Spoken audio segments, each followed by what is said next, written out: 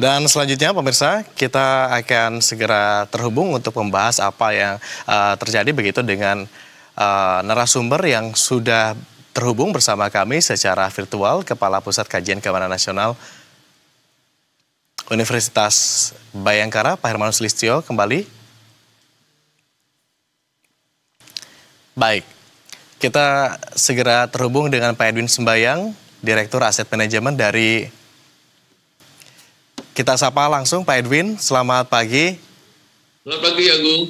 Terima kasih sudah berkenan bergabung bersama kami Pak Edwin. Tampaknya beberapa hari terakhir ini begitu kondisi tidak menentu terjadi, demonstrasi terjadi di beberapa titik di sejumlah kota di tanah air. Bagaimana dampaknya kepada pasar modal sejauh ini?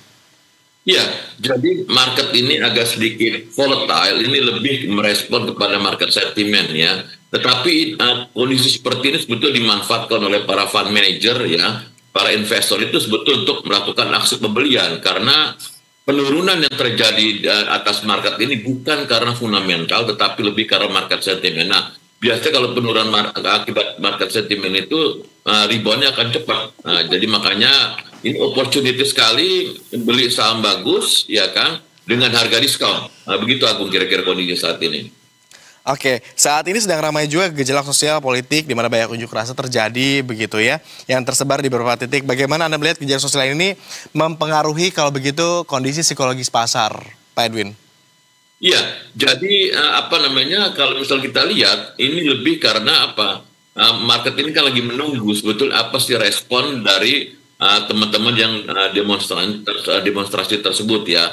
Karena memang kalau memang itu tidak dipecahkan seperti contoh RUU perampasan aset, rampingan dari kabinet, ya kan, atau mungkin beberapa permintaan lagi, itu mungkin nanti dampaknya lebih serius lagi. Jadi menurut saya sih mungkin ini yang kemarin terjadi baru hanya sekedar pemanasan ya, untuk 1-2 hari ini akan terjadi cooling down. Tetapi kalau memang tidak ada respon cepat dari pemerintah dan DPR terhadap permintaan tersebut, saya khawatir ini nanti eskalasi akan lebih besar. Nah itu yang dikhawatirkan oleh dikhawatirkan. Ya. Oke, tetapi saat ini IHSG kan sudah kembali menghijau lagi setelah kemarin kebakaran begitu. Apakah ini juga menjadi satu sinyal positif begitu setelah upaya-upaya yang dilakukan oleh pihak pemerintah begitu dalam meredam atau meredakan tensi sosial yang saat ini tengah memanas begitu? Iya, jadi karena market ini sedang volatile seperti saya kata tadi, ini kan lebih karena market sentiment. Jadi kalau cepat turun, biasa cepat naik. Tetapi kalau ini dibiarkan terhadap permintaan-permintaan yang terjadi tersebut, kita khawatir nih, justru eskalasi makin besar ya, dan bisa berdampak fundamental karena selama ini yang terjadi lebih kepada market sentiment. Jangan sampai nanti kalau memang nanti terjadi lebih kepada fundamental, itu yang kita khawatir karena kemarin aja terjadi net sell aksi kurang lebih sekitar 2 triliun lebih. Nah, diharapkan jangan sampai berlanjut aksi jual tersebut. Itu yang kita khawatirkan itu. Tapi kalau kita bicara soal proporsi ini, Pak Edwin, seberapa besar bobot faktor non-ekonomi seperti sentimen yang terjadi saat ini begitu demonstrasi dibandingkan juga faktor ekonomi seperti misalkan kebijakan Bank Sentral, Bank Indonesia, inflasi, BI rate, kinerja emiten begitu?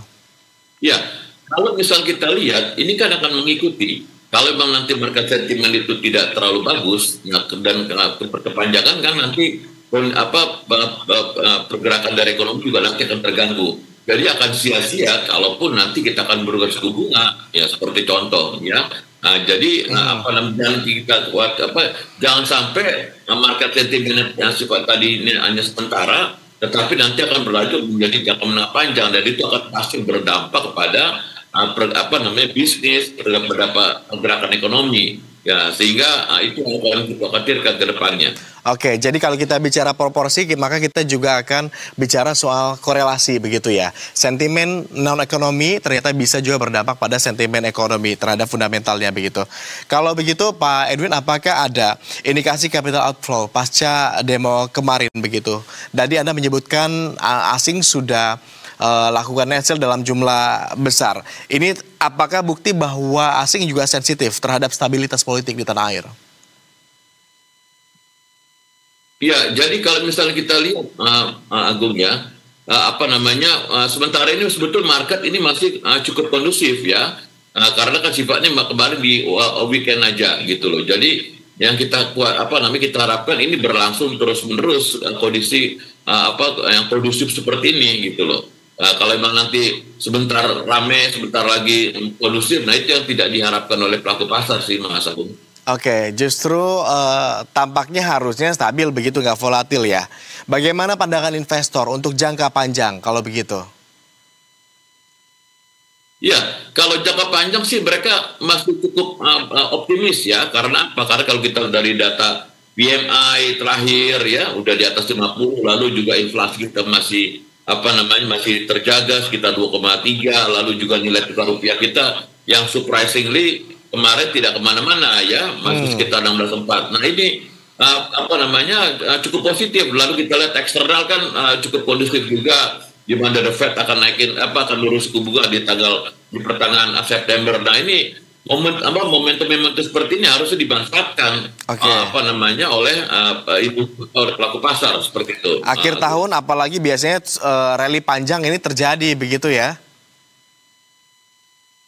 Ya, kalau saya masih optimis sih kalau misalnya untuk sampai akhir tahun ini indeks masih bisa ditutup di level 8.200-an ya. Selama yaitu tadi kondisi yang kemarin di weekend kemarin itu tidak terjadi lagi. Kalau emang itu tidak terjadi, kita optimis masih sekitar 8.200 sampai akhir tahun. Tapi kabarnya kan hari ini juga ada demonstrasi. Kemudian bisa jadi demonstrasi ini juga akan berlangsung hingga tanggal 5 September mendatang begitu ya. Secara bertahap eskalasinya ini terjadi di berbagai kota di Indonesia begitu. Bagaimana Anda melihatnya? Apakah resiko ini kemudian hanya akan dianggap sebagai noise jangka pendek oleh para investor, atau jangan-jangan Pak Edwin ini ke depannya nanti akan ada resiko yang katakanlah jauh lebih besar terhadap stabilitas pasar? Ya, kalau memang demonstrasi itu berlangsung aman ya, menurut saya sih itu tidak masalah ya. Jadi itu diharapkan. Tapi kalau memang nanti di weekend itu yang kita tidak harapkan ya. Tapi kalau misalnya sudah demonstrasi ya sebetulnya selama pihak keamanan bisa menjaga kondusivitas daripada jalannya perekonomian, jalannya bisnis, menurut saya sih tidak akan menjadi sentimen negatif bagi market Agung. Tapi kalau kita mundur ke belakang melihat ke masa lampau begitu Pak Edwin, adakah katakanlah pola historis bagaimana respon pasar, bagaimana pasar bereaksi ketika ada sentimen-sentimen tertentu seperti khususnya demonstrasi ini? Kita akan diskusikan ini mungkin nanti usai jeda Pak Edwin. Kita jeda terlebih dulu pemirsa, kami kembali sesaat lagi, tetaplah bersama kami di Berita 1 Breaking News.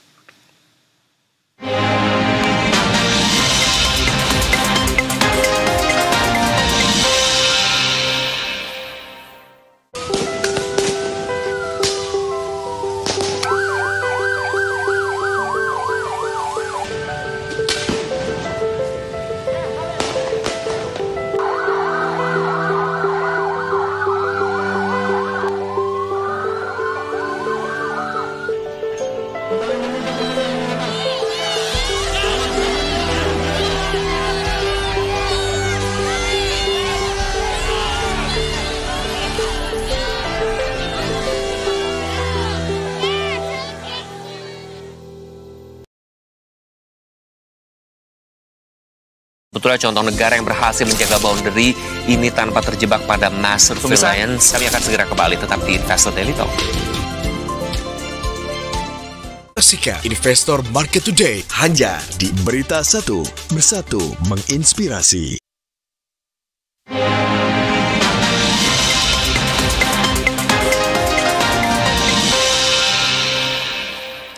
Anda kembali menyaksikan Berita 1 Breaking News bersama saya Agung Hardiansyah, dan kembali kita akan lanjutkan diskusi kita bersama dengan Direktur PT Purwanto Asset Management Pak Edwin Sebayang. Pak Edwin, apakah ada pola historis, ini pertanyaan yang gantung tadi sebelum kita jeda pariwara Pak Edwin, soal bagaimana pasar biasanya kemudian merespon aksi-aksi seperti kejadian demo besar serupa terjadi di masa sebelumnya, di periode sebelumnya. Adakah sejarahnya seperti apa?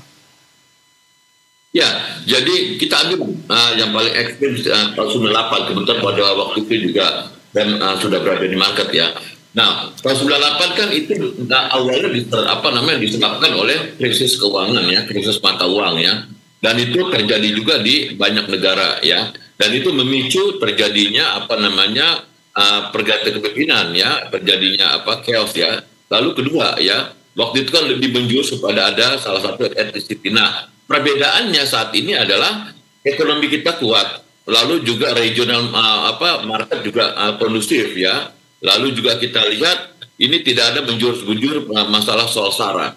Jadi menurut saya ya, selama ini masih bisa di-maintain ya, walaupun mungkin ada sedikit demonstrasi itu tidak akan berdampak kepada pelaku pasar ya. Justru kalau memang terjadi seperti kayak kemarin di weekend ya, dan Senin itu terjadi, itu dimanfaatkan oleh pelaku pasar untuk apa? Melakukan pembelian terhadap saham-saham bagus ya, yang memang punya fundamental bagus. Karena kita seperti saya katakan tadi di awal, itu lebih kepada sifatnya temporary. Jadi mereka justru masuk untuk melakukan pembelian seperti itu. Justru banyak yang melihat ini adalah saat yang tepat begitu ketika kondisi pasar volatil. Asal jeli gitu melihat emiten-emiten mana yang tampaknya berpotensial untuk kemudian baik ke depannya begitu, Pak Edwin. Ya, karena apa tadi kondisi ekonomi bagus, ya kan? Lalu kondisi moneter juga sebetulnya kondusif, ya kan? Ini masalah quote-unquote ya, sifatnya temporary aja. Nah, yang kita harapkan jangan sampai berkepanjangan, jangan sampai eskalasi meningkat. Nah, itu tergantung lagi bagaimana respon dari pemerintah, ya kan, dan DPR itu terhadap permintaan daripada masyarakat tersebut. Kalau itu tidak direspon dengan cepat, ini kita berkejaran dengan waktu juga. Nah, khawatirnya justru makin meningkat eskalasinya gitu ke depannya. Menarik Pak Edwin begitu, karena ternyata walaupun kemarin dengan katakanlah ramainya aksi unjuk rasa yang terjadi secara tidak langsung begitu, IHSG ambruk, tetapi saat setelah sempat ada di level all time high-nya begitu di level 8.003. Sebenarnya bagaimana investor melihat fundamental perekonomian Indonesia?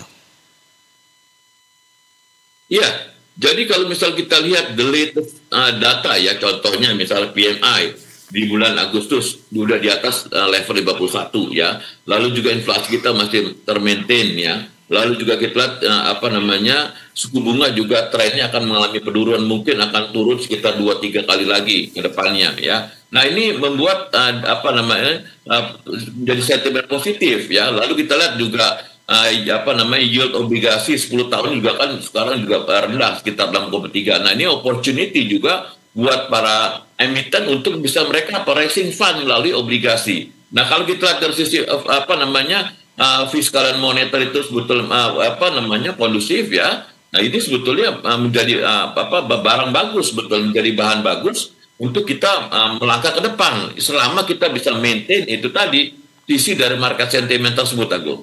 Oke, saat ini dari kacamata Anda fiskal dan moneter kita sudah proporsional kah? Kalau misalnya kita lihat mungkin masih agak sedikit kurang itu di sisi fiskalnya kan. Yang menjadi pertanyaan masyarakat itu investor adalah bagaimana untuk membayar bunga utang luar negeri yang kurang lebih sekitar 700-800 triliun tersebut, dan juga bagaimana bisa mengatasi defisit ya. Nah, itu pertanyaan yang paling paling mendasar ya. Dan di lain pihak juga ini ada beberapa kebijakan sebetulnya masih agak kontradiktif. Di satu pihak kita mengatakan kita melakukan efisiensi ya kan. Nah, di lain pihak sebetulnya kok terjadi pemborosan. Nah, ini yang agak sedikit menjadi kebingungan pelaku pasar sebetulnya. Oke, bagaimana respon pasar begitu dengan kondisi-kondisi seperti itu dari kacamata Anda?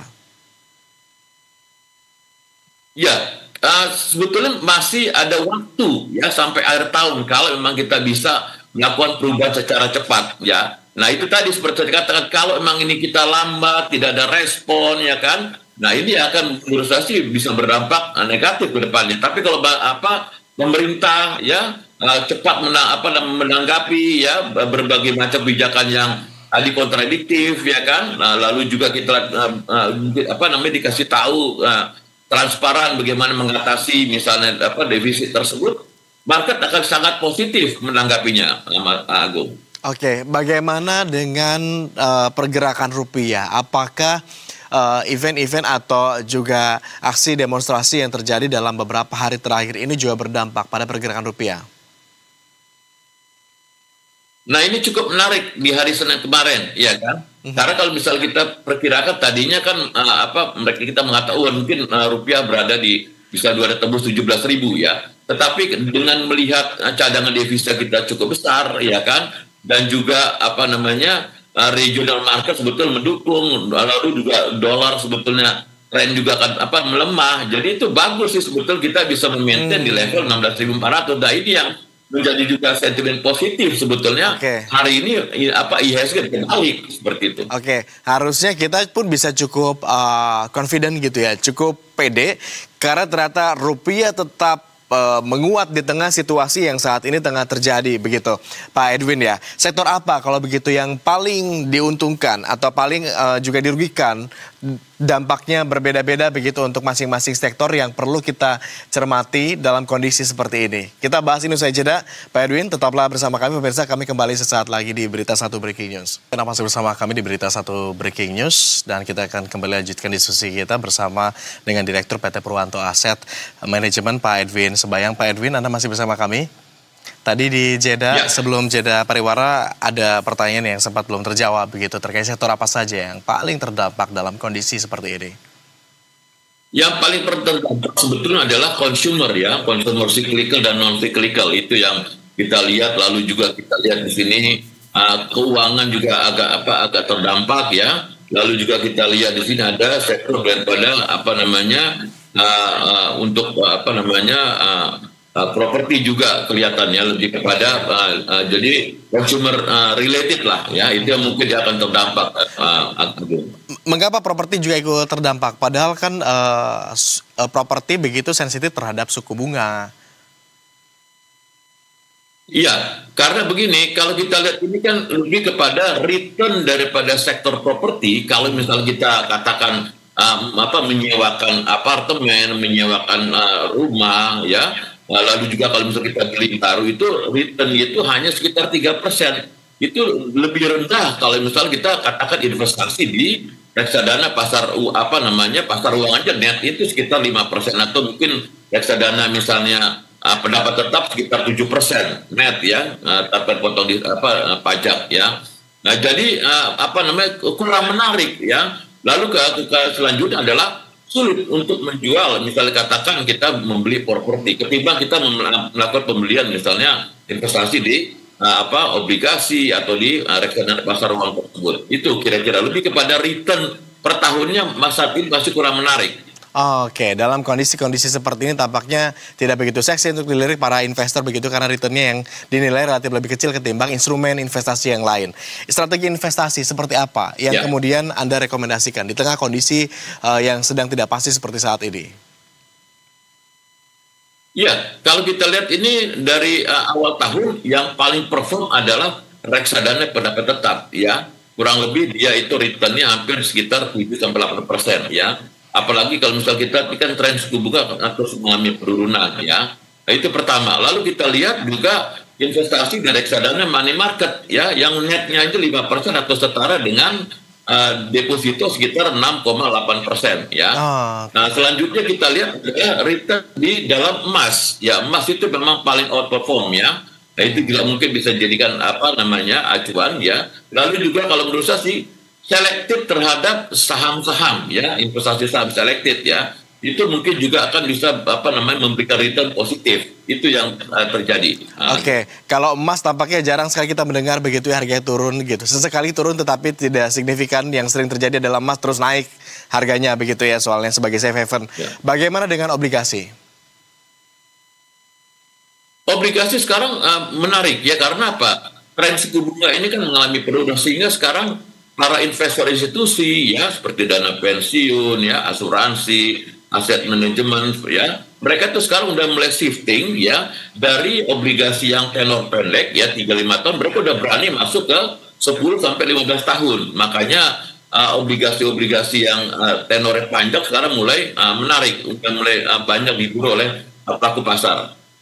Baik, terakhir mungkin prediksi Anda level support dan resisten kita setidaknya sampai kapan kira-kira akan berada di zona hijau. Apakah bertahan sampai penutupan sesi 1 atau kira-kira bakal terus berkibar sampai penutupan hari ini? Saya melihat sampai akhir sesi kedua, IHSG masih akan meningkat, rebound cukup tajam ya. Di support kita perkirakan di 7680, resisten akan berada di 7860 ya. Jadi sampai akhir sesi 2 saya optimis ya IHSG akan ditutup di teritori hijau. Baik, terima kasih Pak Edwin sudah berkenan bergabung bersama kami. Kita lihat nanti begitu kawal bersama-sama bagaimana pergerakan saham hari ini. Sudah berbagi insight bersama kami, tapi disclaimer juga ya. Apa yang kita diskusikan juga hari ini tidak bersifat sebagai penentu ke investor akan menempatkan dananya kemana begitu. Ketok palu kebijakan pada akhirnya akan ada di tangan masing-masing investor, Pak Edwin ya. Selamat kembali beraktivitas ya. Pak Edwin. Sehat-sehat terus. Kapan-kapan main ke studio Pak Edwin ya, kita ngobrol bersama di sini. Siap Agung, siap hadir.